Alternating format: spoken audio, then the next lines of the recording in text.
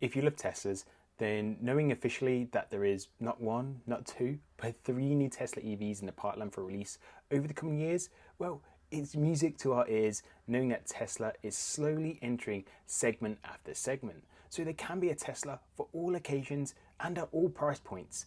Tesla Compact, the Tesla van, the Tesla minivan, maybe the Robotaxi and the Roadster.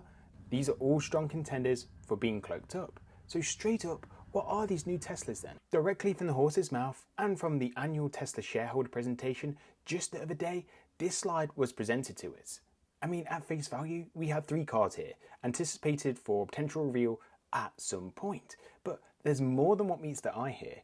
Beyond three cloaked cars, if you've been following Tesla for as long as I have, you know Tesla hide clues in plain sight all the time. And I'm getting that exact feeling right now. I think maybe 90% of people are going to be overlooking the puzzle that needs to be decoded in this very slide. So let me share my calculated or not so calculated insights with you.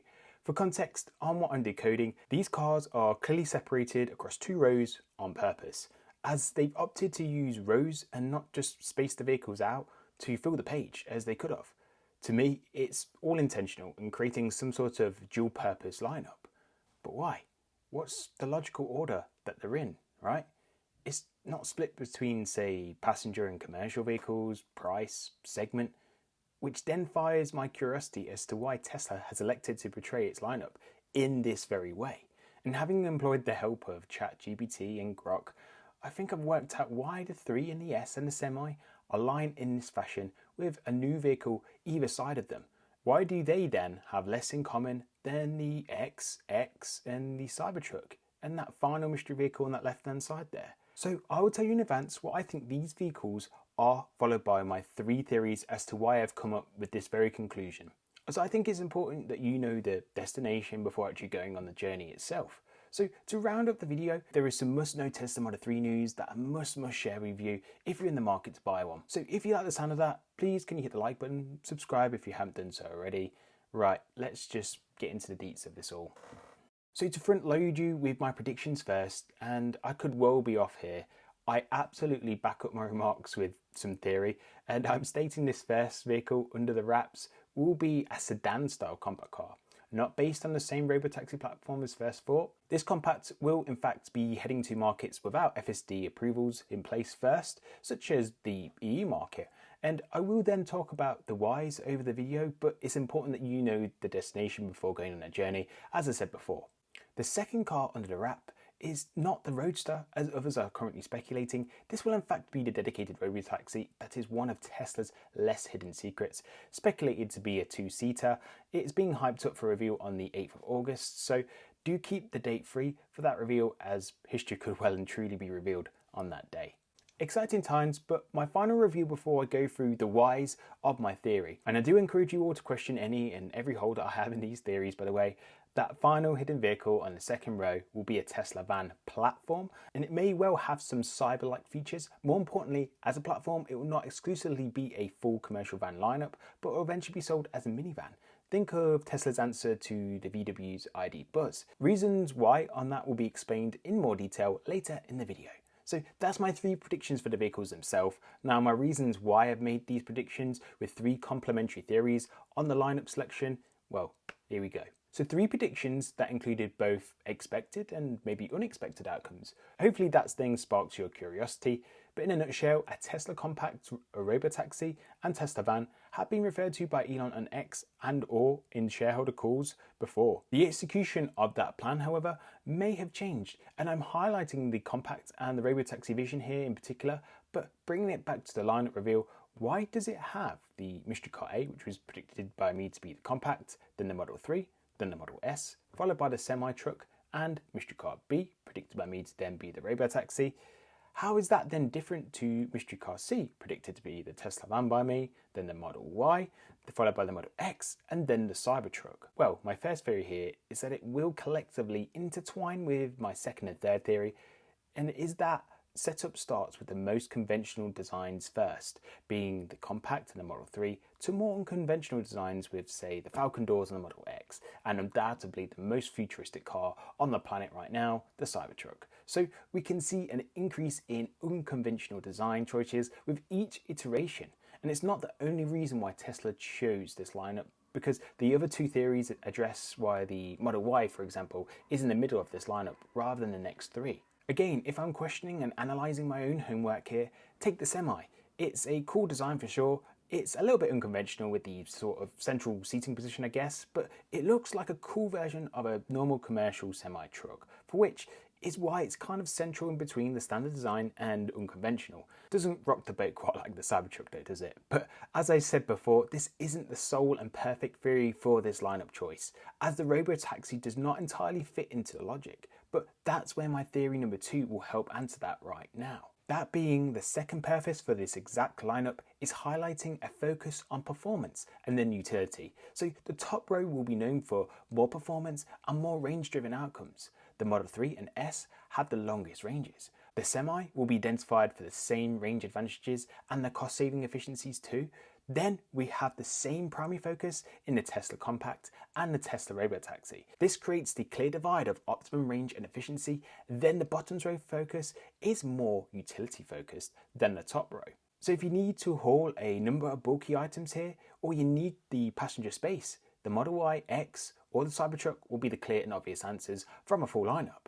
And these rows aren't actually split between sort of commercial and non-commercial, because the Semi is in the top row with the efficiency and range focus. However, its sole task is to haul a trailer, so its purpose is pretty niche in that respect.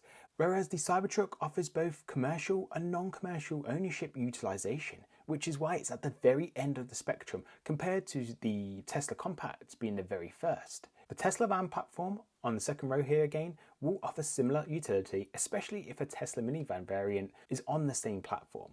But the reason this isn't alongside the Cybertruck for being top tier for utility is because of theory number 1.